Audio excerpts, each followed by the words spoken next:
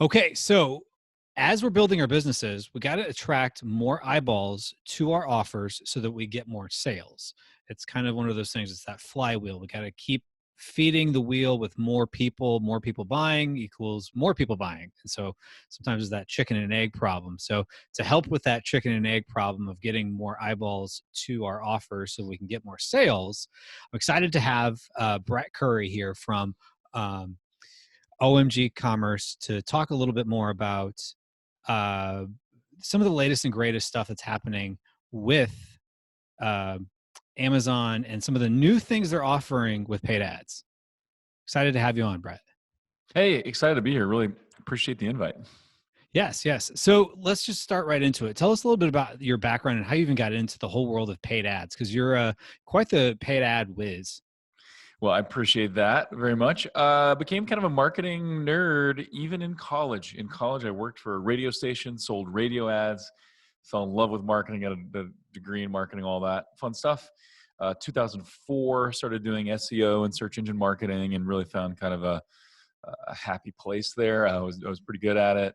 Started doing a lot on my own. Then 2010, built an agency with my business partner, Chris Brewer. And so we've really focused on two key areas: Google ads, so Google search, Google shopping, and YouTube, kind of the Google ads ecosystem. And Mhm. then I guess it was about 3 years ago, we had more and more clients saying, hey, you're doing a great job with Google ads. Can you please help with Amazon ads? And the more we dug into it, we realized there's a lot of similarities, right? So Amazon largely is a search-based platform. People discover products by searching, so it's query-based, just like Google Ads. And so we quickly found our rhythm, found our groove with Amazon ads. That is the fastest-growing side of our agency. I think in it was 2 3 years ago, it was growing like 7x, and that's still growing rapidly. Oh, wow. And so really just we love Amazon ads. In some ways they're not as sophisticated as Google ads. Google's been at the game a little bit longer, so in some ways Amazon's not as sophisticated. But in some of the ways you can target, and specifically things like competitive conquesting or trying to target your competitors with display ads and things like that, it's pretty slick, and you can't do that on Google with Google display ads as easily as you can on Amazon. So lots of advantages of Amazon advertising. Obviously, we all know when someone is on Amazon, they're in buyer mode, right? Hmm. And so lots of opportunities there. But I guess one of the other surprising things I'll just mention really quickly is, Amazon is now the third largest online ad platform, It's right? crazy. Behind Google and Facebook. And Amazon's a retailer, right? So Google has a pretty sizable lead. They've been doing this longer than anybody else. Facebook would be number two as far as ad platforms go. Amazon is a distant three, but they're growing rapidly. And I've seen different projections that, in another year or two, Amazon's ad business will be as big as Facebook's ad business is today. So, just rapid, crazy growth.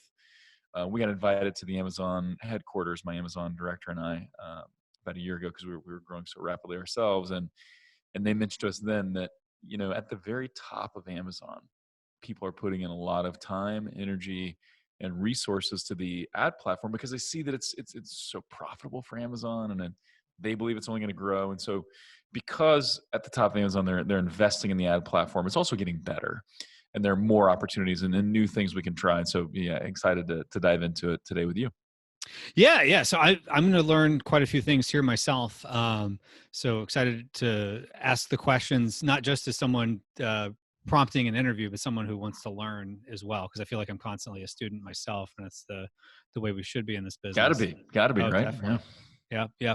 All right. So you mentioned that Amazon is a lot like Google in the sense that it's a search engine, and that makes so much sense because you know, Amazon's trying to match up the orders or basically their impressions of when somebody types in a keyword and they want to show the most relevant thing. Now, the difference is, you know, and you kind of alluded to this, that Amazon people are buyers. So if on Google somebody typed in, let's just use a James Bond movie, Goldfinger.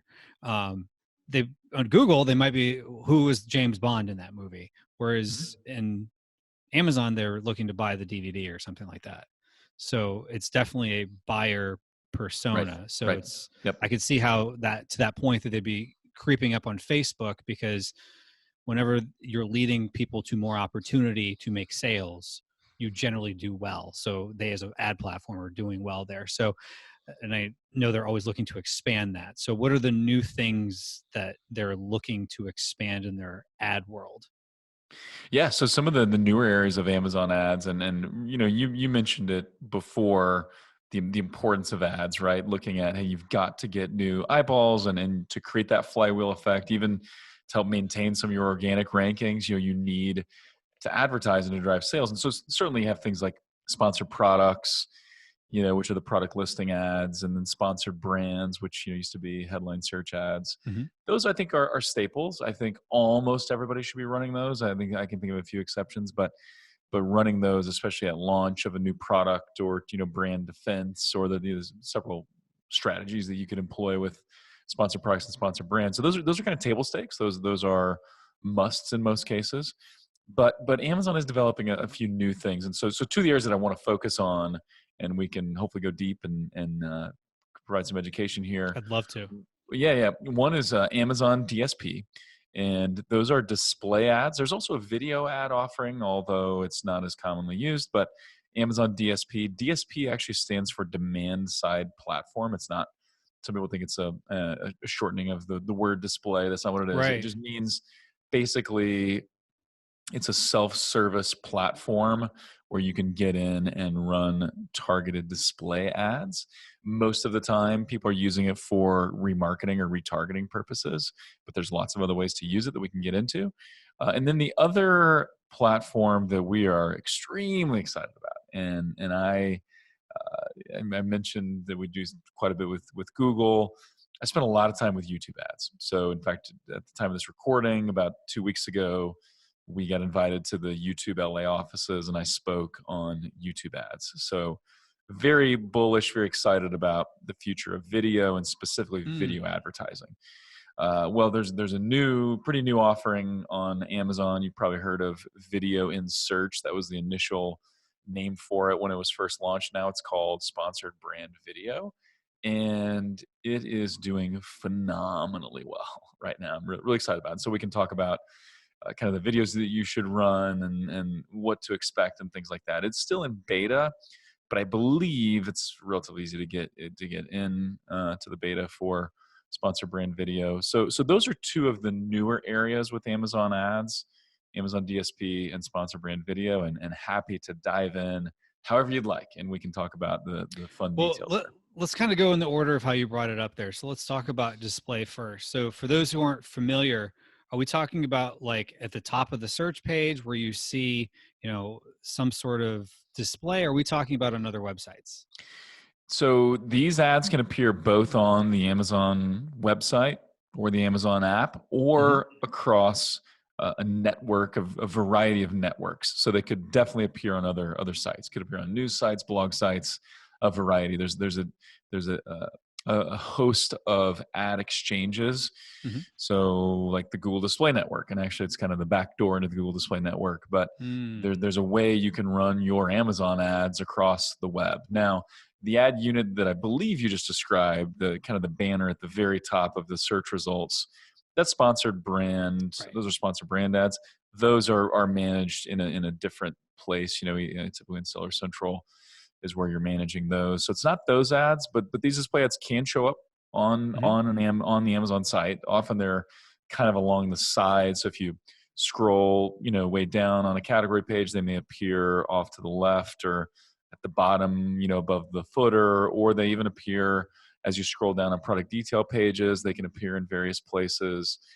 As an example, I was looking for some workout equipment, so like treadmill and a few other things. And as I scrolled down the page, in the bottom right, there were ads for silicone wedding rings.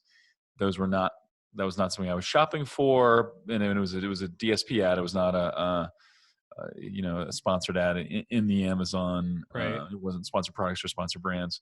It's a DSP ad, and the idea there was people thinking, "Hey, active person buying workout equipment. Let's show them the silicone wedding ring." So, but these ads, yeah, they can appear across the web, and so there are a variety of ways use these ads. And so let's talk a little bit about audience targeting, and I'll kind of give you the basics, and then feel free to ask whatever questions make sense. The Sure. Yeah. most common, Let's go ahead and dive into the targeting there. yeah, okay, perfect. So the first way most people use DSP, and the way we always lead with, the strategy we always lead with clients is retargeting, right, or remarketing. Those Hmm. words can be used interchangeably.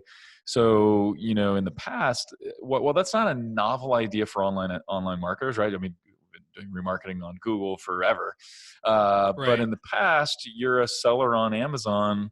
Somebody goes to your listing, they don't buy. You just hope they come back, right? Or you hope Amazon does something to get them back. Well, now you can run retargeting ads through Amazon DSP. And so there's a variety of audiences you can build. You can build people that view a particular ASIN and do not buy, right? So that makes sense, right? So and someone that adds to cart and doesn't buy. So you can say, hey, this is my auto accessory. These are my custom grills. And so someone visited this page, they did not buy, they didn't buy, they visited in the last 30 days. I'm going to run ads to them.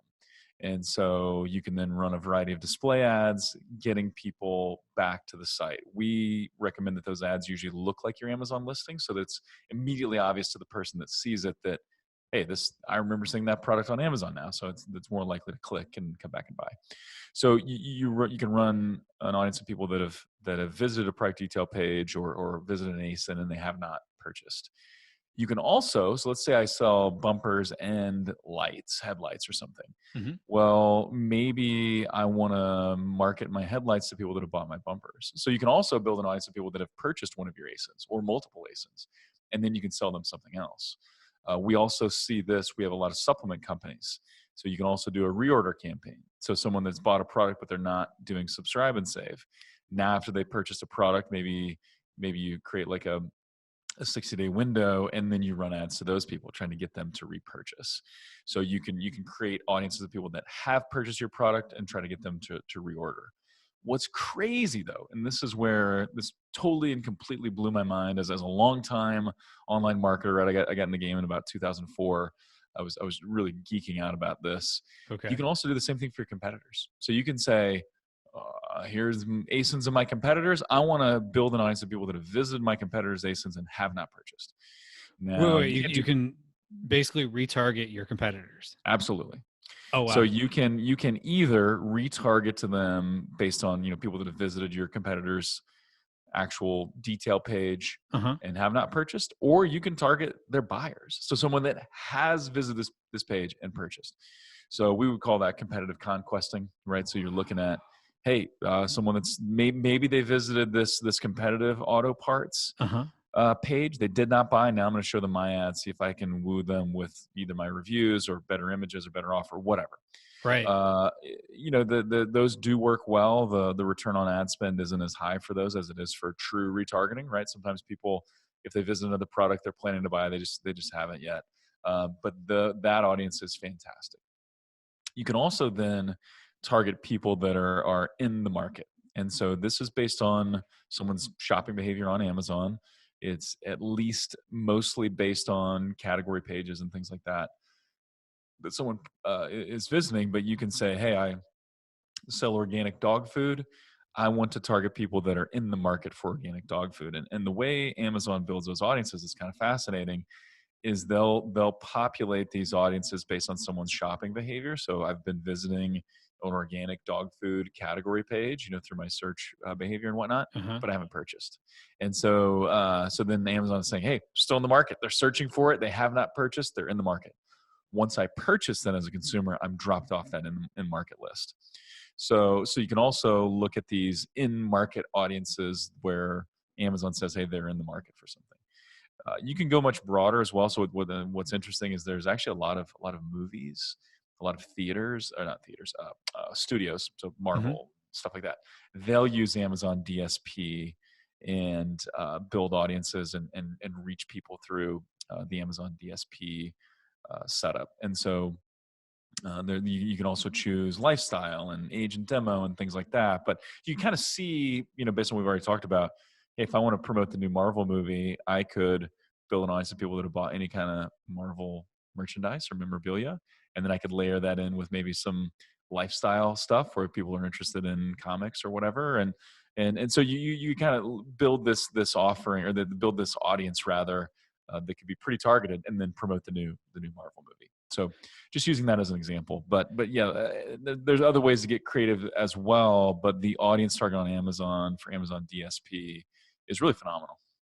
So that just kind of blew my mind there. So the way I always understood it was kind of like the first three buckets you mentioned, at least in my math, there were the first three, where it's basically you're targeting people to buy a product. But now you're almost saying, as I understood it, and you can correct me here, it's like somebody buys a Marvel action figure, Marvel could target them for the next movie. Did I understand Yeah, that yeah, right? and yeah, exactly. So, right. So Really? the context here. I know everybody listening to the podcast, right? Amazon seller, you're selling a physical Right. product on Amazon. So yeah, this is that. I guess I should have clarified that. You don't have to be an Amazon seller to run Amazon ads. We have some non to run Amazon DSP ads. Now, obviously, you run Right. sponsored products or sponsored brands. You have to be selling on Amazon because it's done through Seller Central. But Amazon DSP, there are some major advertisers that are not on the Amazon platform that use Amazon DSP. We've done that ourselves for some home decor clients, for a pretty nice skincare brand. Yeah, so basically, what those people are doing is the people that are not selling on Amazon, they're saying, hey, we want to leverage Amazon's shopper data, because Amazon's got more shopper data than Uh-huh. anybody. So we want to leverage that data to run ads across the web. So that's sort of how DSP works. It's Amazon's shopper data, and then using different open ad exchanges and ad networks to get your message to those people. Um, for the most part, I mean, 90% of our clients that run Amazon DSP, they are Amazon sellers, but we have some that are not. So theoretically, if you wanted to retarget your customers to get them onto an email list, you could send them to you could serve them Yeah, DSP ads absolutely. to some sort of giveaway or Yep. something. Yep, 100%. So you could reach your customers. So you could again say, either these are people that have purchased, or people that haven't purchased, and maybe have a slightly different offer depending on who they are. But Hmm. yeah, hey, click here and get an immediate $5 off your next purchase, whatever. That takes them to a landing page where they enter their name, email, and information, whatever information you want. They get the code now they can use for next purchase, and now you're building your email list. 100% above board. Amazon's fine with it. Um, And they're encouraging it because they're letting you do this. Yeah. Yeah, they're encouraging. Yeah, exactly. They're encouraging because uh, Amazon DSP, and it's gone through a couple of different names now, but Hmm. Amazon DSP is the current. Um, it used to be AAP and a few other things, but anyway, yeah, they get a lot of money from some of the top 100 advertisers that are just leveraging the shopper data to run display ads. So pretty interesting. So you could theoretically now my mind's just kind of racing with the things you could do with that. Like, if there's certain books that might be popular, that might be in your niche, people that buy those books, even though it's not the same product, you could Absolutely, maybe send them to absolutely. your products because, if Yep, they're buying pet books, maybe yep, they're interested in pet food yep. or whatever it is you're selling. Yeah, absolutely. We've looked at that before too, where we had a client in the minimalist running shoe space. So we started looking at, hey, what about people that are looking at reading books like Barefoot, about running barefoot, or Right. about how to run with foot injuries or whatever. So yeah, you can look at. So we talked about competitive conquest, like that's sneaky and super fun, and like we all Right. oh yeah, go after my competitors. That's great. But yeah, you can think about it a little more strategically, where you're saying, hey, what are some other complementary products, or products someone would buy before they would buy my product? Almost like you can almost think about it in terms of how Amazon bundles the people also bought. And, that page, you can almost think about some of those other categories, build an audience of people that have bought those other products, and then run ads to your product that's complementary. So yeah, lots and lots of ways you can use it. I mean, the kind of the surefire slam dunk, only not going to work in really odd cases, is Right. remarketing, right? So running remarketing, like people that visit your ASIN, they don't buy for whatever reason, they get distracted, whatever. Like that almost always works. Right. Some of these other things, you have to do some more experimenting. The Right. the broader you go with an audience or the more creative you get, you're likely reaching people a little higher in the funnel, in their shopping funnel. Hmm. And so it doesn't convert as well. Still totally worth testing, I think, and you can find some real winners in those other audiences. But yeah, if you got like a limited budget or you don't have an appetite to test and experiment, remarketing is kind of the surefire win. But if you do want to be more creative and go after more shoppers, yeah, all kinds of opportunities to target buyers of different products. Gotcha. Now, knowing the answer to this question is probably it depends. I'm going to ask it anyway because I know Sure. people are thinking it. Mhm. What kind of ACOSs or whatever metric they use on that side of the ad platform could people expect relative to like maybe let's say sponsored products? Yeah, that's a fantastic question. And so on the remarketing side, it's usually pretty clear. For remarketing, we're often seeing now the difference is on Amazon DSP, the metric they give you is ROAS, return on ad spend. Right. So which is just the inverse of ACOS, right? So Right. ACOS is ad price divided by sales, right? And then ROAS is sales divided by cost of ads.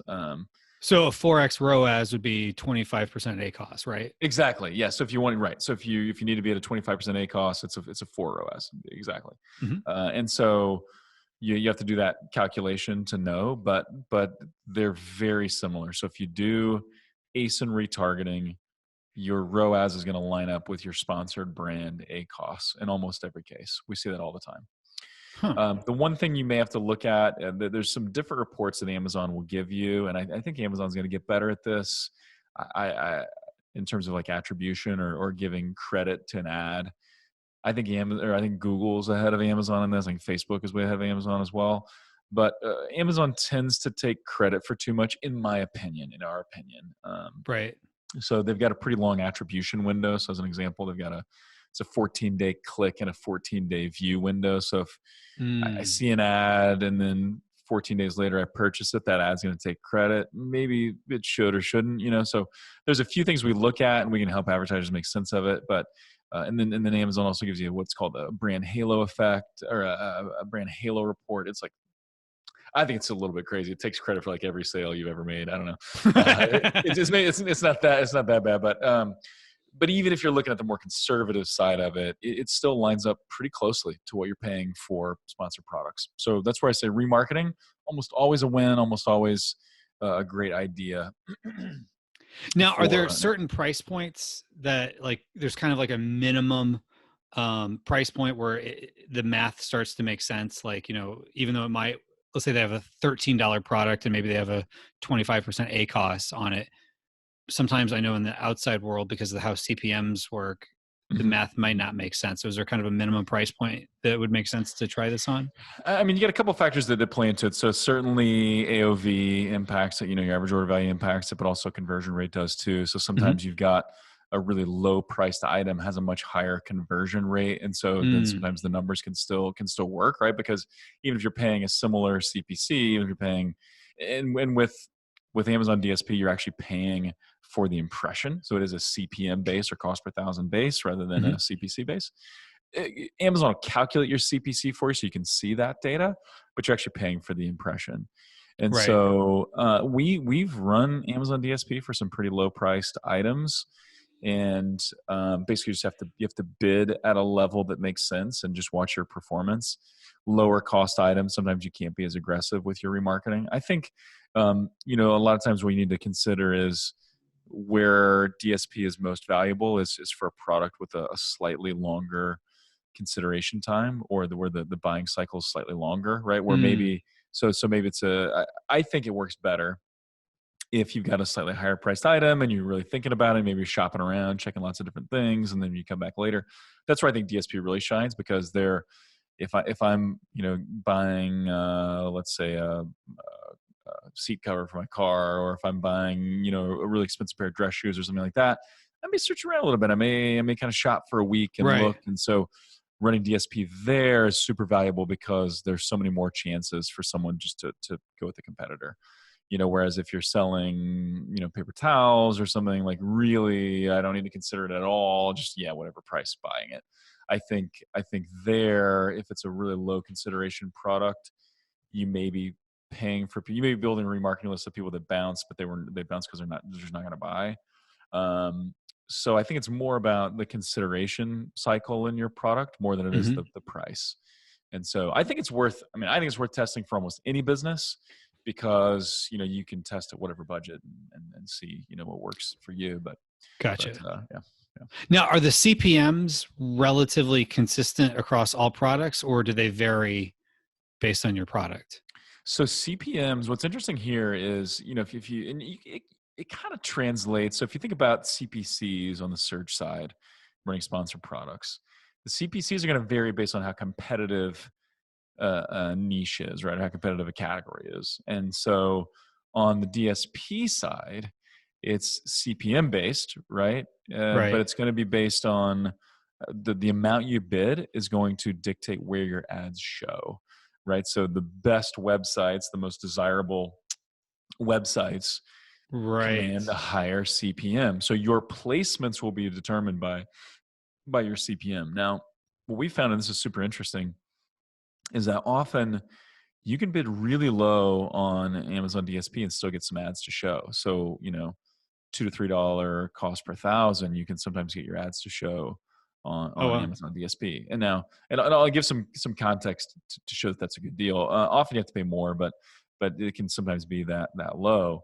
To give you an example, a lot of places where you may run video ads would be in the $10 to $20 CPM, right? So the CPMs for Amazon DSP can be quite low, but you may just run into situations where your ads don't serve, right? So you bid super Right. low, you got a low price product. I'm just going to bid $1 CPM. You just may not get many impressions, right? So Right. that's So you have to start bidding up. start bidding up, or yeah, before your ads start to serve. Yeah, exactly. But again, the Amazon will calculate for you what your actual CPCs are, and then what your conversions are, and they'll break down click conversions versus impression based view conversions, right? You want to value your click conversions higher, and so just to translate that, meaning if someone clicks on your ad and they buy, that's more valuable than if they just saw your ad 10 days ago and now they're buying. How Right. much did the ad actually impact that purchase? So yeah. And you can use whatever window you want, or do they have defined windows like 14 Define days or windows. 60 Yep, days? yep. 14 days. It's 14 days for both. Yep, and then you can't play with that. Yeah. Gotcha. But as far as like who's clicked on your, not the attribution, but who's clicked on your, like they're on your Oh listing. yeah, yeah, yeah. When you're building an audience, yeah, when you're building a retargeting audience, yeah, yeah, it can be, yeah, you've got some flexibility there. You can go back. I don't remember if it's 180 days or 365 days, but yeah, you can go back quite a way. So again, if you're wanting to, you can think about whatever the repurchase cycle is for your product, and you can build audiences that make sense for that. Yeah. Well, and that could be something people could use going into whatever their peak season is. So for, I think most people Hmm. it's the holidays, but I know a lot of other products maybe have like maybe the summer is the peak season or before Yep. back to school or something like that. So they could use that to then Absolutely. retarget and get in front of Yep, people yep. for You've their peak purchased in the season. past. Now it's maybe time to buy a second widget. Buy a widget as a gift. Here's a discount. So yeah, absolutely. I think that's one of the things that marketers off Amazon. So marketers that own their own stores, physical or just digital, just e-commerce. They've been thinking about stuff like that. How to market to existing customers. For Mhm. Amazon sellers, we haven't had that luxury, a Right. lot of us, and so this provides that opportunity to really just be a better, smarter marketer. Gotcha. And just to wrap up the conversation on this side of ads, Mhm. with the what was the term In you market. used? In market. Thank you. Mhm. Now I know in like Google and Facebook, like it's kind of defined. Like these are the in markets you can use. Are you using defined in markets, or are you using keywords on Yeah, they're Amazon? more defined in markets, but there are a lot of them, and they get pretty detailed. Right. So yeah, they're kind of predefined audiences, but there's quite a bit of flexibility there. And then Amazon is coming out with new, and I think we're testing some right now, some new audience building opportunities I'd kind of need my Amazon director to probably speak to those. But yeah, there are in market audiences you can pick from, and but they get pretty detailed, more detailed in most cases than even the Google and market audiences. Gotcha. Are there minimum um, budgets? Yeah, that's a great question. I'm glad you asked that. So currently, and I think this will probably change at some point.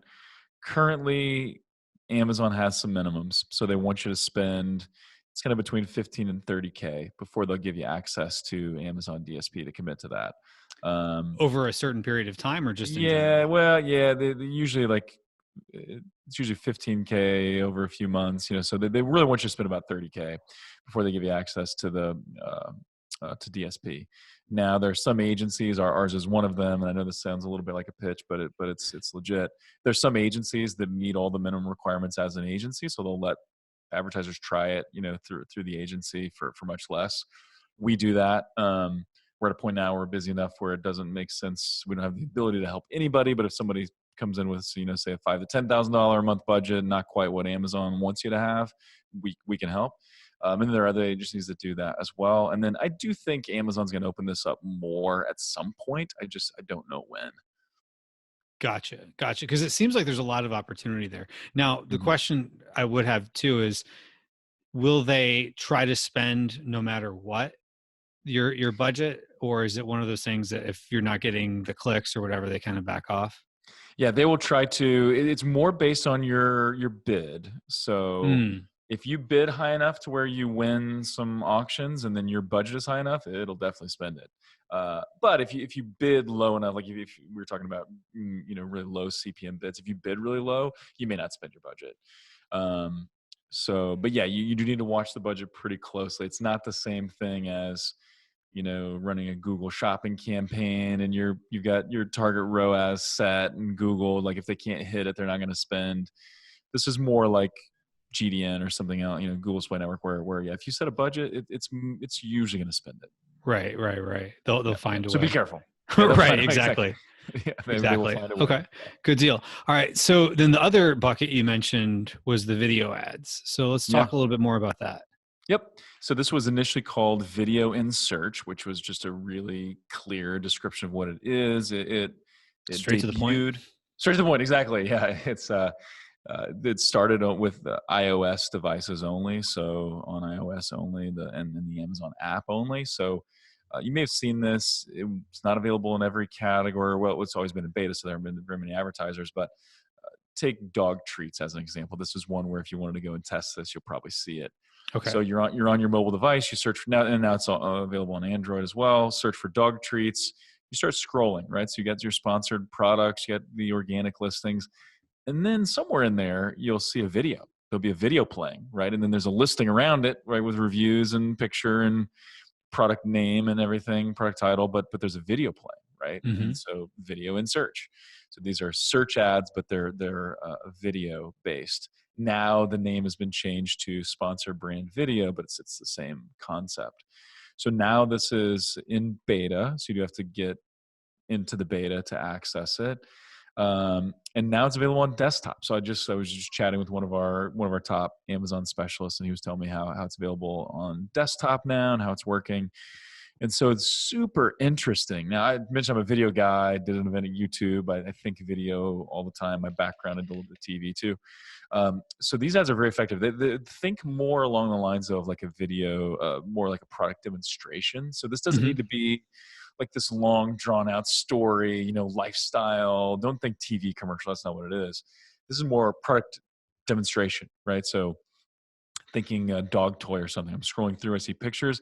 Now all of a sudden I see a video of a dog playing with a toy, and I'm seeing how the toy is working, and I'm seeing how, all that works. We have several supplement companies that use this. So scrolling through the feed, I'm seeing just the standard bags of supplements or cans or whatever. Hmm. But then I stop and I see, oh, here's someone taking the supplement and making a drink out of it. They're making a smoothie, and this, and then Mm. then some reviews pop up in the video. Like, it's really powerful stuff. Video just stops people in their tracks. It's new, and we like to see the product in action before we buy it. And so here's some fascinating things we're seeing with sponsored brand video, and then happy to answer any questions you have. Hmm. One, the A cost is super low. So of the clients we're running now, it's often the lowest A cost campaign they have, or close to it. Sometimes your branded campaigns are always going to be your lowest A cost, and that's just always the way it's going to be. We have some clients that the A cost for their sponsor brand video campaigns rivals their brand campaigns. But here's the kicker. Because sponsor brand video does not appear at the top of the page, it's almost always right now, it's always below the fold, meaning you have to scroll to get to it. And I'm not exactly sure why Amazon's doing it this way, but if all you do is look at the top few listings, you'll never see the video, or you'll never see sponsor brand video. You'll just see organic listings and the people that are bidding for top of search. So you have to scroll down to see the video. So in almost every case, the keywords that are converting are category related keywords. They're non-brand. The new to brand numbers for these ad campaigns are extremely high. So this is a way for you to effectively, efficiently reach new to brand customers, right? And at a cost that can rival what you would pay for a branded keyword. So pretty Hmm, powerful. that's interesting. Wow. So okay, so with these videos, I mean, how high quality do they need to be? Like, Mhm. do they need to hire someone for 5 grand to do the video, or is it something that someone could shoot with their phone? Yep, great question. So one of the videos I was just looking at a little bit ago with one of my top specialists, it was shot on an iPhone. It looked good. There was Hmm. no person was on camera. It was just hands like doing stuff on a table, and then it was showing pictures and stuff. It was actually like a recipe someone was building, and that included the products that were for sale, and then it had some text overlays. So a couple things to keep in mind. One, these are muted, right, to begin with. So don't create a video where it really relies on sound to get the message Mm, across. So on YouTube, as an example, 97% of people consume YouTube with the sound on. Like that's right. why you're on YouTube. But these ads show up without sound on. First, you can enable sound if the user wants to. So don't make it where it's absolutely necessary for someone to hear what's going on. But we've tested some. We have several clients on that are Amazon only that they've never had to think about branding, and so like investing in a video is scary, and they don't want to do it.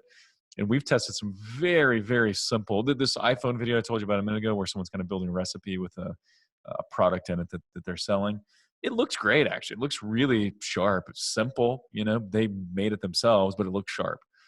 We've seen some ads created that really are kind of like almost what someone would build on Fiverr, right? The website Right. where you can get stuff for $5, Hmm. and but they still work. Like because I think because it's novel, right? I'm scrolling through. I'm trying to decide. I don't know. I don't have a brand preference. I'm Right. just looking through for options. The video stops me in my tracks, and I want to look a little bit further. So I do not think this has to be high production quality. I think it's more about the elements, what you put in the video. So if you can show the product in action, if you can highlight some of the key differentiators, some of the key features and benefits, if you could throw a testimonial in there.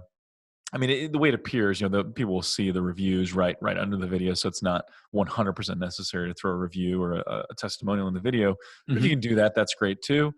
It's more about the content of the video than it is the quality of the editing or anything like that. So no, I don't think you need to hire a professional production studio. I think you can shoot it with your iPhone, or you could even use a service like Animoto or something. Where I'm not sure if people know what Animoto is, but basically Animoto is software where you can upload images and upload videos, and then it will kind of mesh them together, kind of edit them together for you. It's kind of cool, pretty affordable. Okay. So I think it'd be a pretty simple video to get started. I think as this becomes more commonplace and you see more people doing it, you may need to step your game up a little. That's what we've seen on YouTube. As more and more people advertise on YouTube, like your videos need to be better. But that doesn't mean you need to spend thousands. It just means quality needs to be good. Think about lighting. If you're shooting with your iPhone, Right. you buy some lights, stuff like that to make it look quality. Okay. That's interesting. Okay. So if you do a video and like let's say you have a product that has multiple variations, can you use the Mhm. same video in all your variations, or do you kind of need one for each one? Yeah, so I'm almost positive you can use the same video for different, child ASINs and stuff like that. And so, that's one of those things where you may just have to weigh is it going to convert better if the video is very specific to this variation, or are the variations so close that they get the gist of it?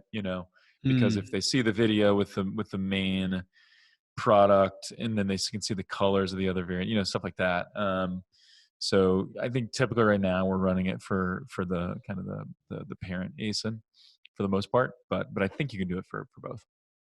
Okay, that's interesting. Um, and you're saying you're seeing um, similar ACOSs to this is sponsored brands or sponsored products? So similar ASINs to sponsored products. But specifically, I mentioned branded terms. So I know not Right. everybody does this, but if you're running, brand defense type campaigns where you're Uh-huh. saying, "Hey, I'm going to bid on my own name because if I don't, somebody else will." Right. But usually, those are really cheap, right?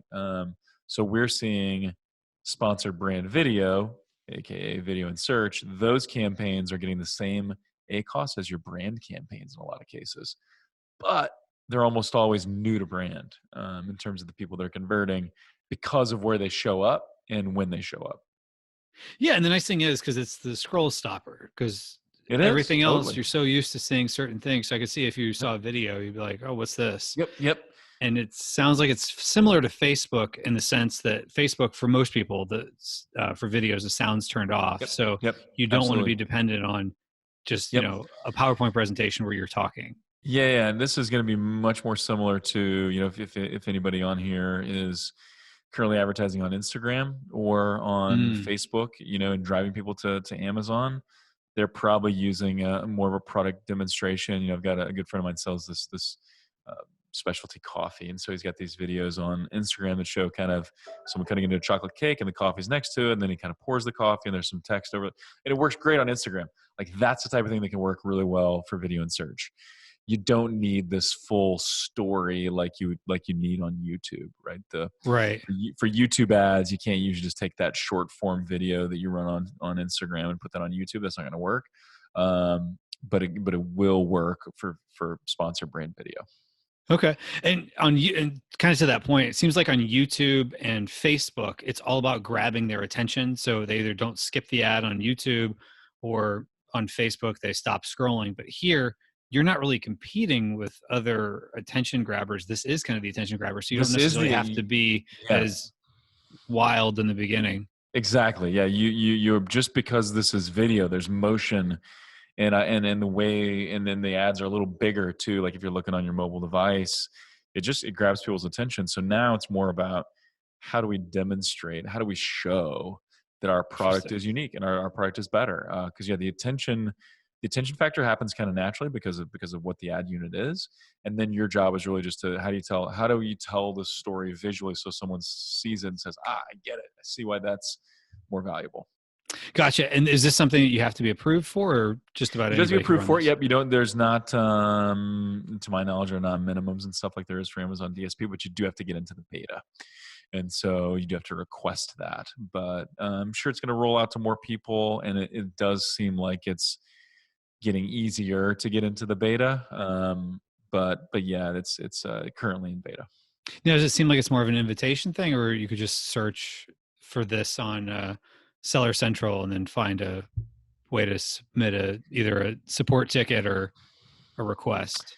That's a great question. I don't actually know. I'd have to ask one of my Amazon specialists. I'm not sure exactly on that. But I think like with most of the betas that we see on the Google side or Amazon side, once they go through some of the initial phases, it just starts to get more and more open and easier to get access to, and then eventually it's globally open. So this has been around for a little while. What was video and search, and now it's sponsor brand video. So we're a name two, at least name two. Maybe there's a name prior that I didn't know about. So Right. it's becoming more open. So that's a positive. That's great. That's great. Well, this has been super helpful because it's always good to know kind of what's new and what are certain things you could try, because sometimes we're just leaving money on the table if we don't at least try or at least look into some of these new things. Absolutely, absolutely, and it's always, I think, advantageous if it works for you to get it, before your competitors do. So I think these are both advertising opportunities that could give you a nice advantage in your category. Great. Now, if somebody wanted to follow along with what you've got out there, or just wanted your agency to help them Sure. with a little bit of this, where would they go to look into you? Yeah, excellent. So the best place is to go to omgcommerce.com, and got a free resource that really outlines Amazon DSP. We don't have a resource yet for sponsor brand video. But if you want to chat about that, just reach out on the contact page or the free strategy session page on the site.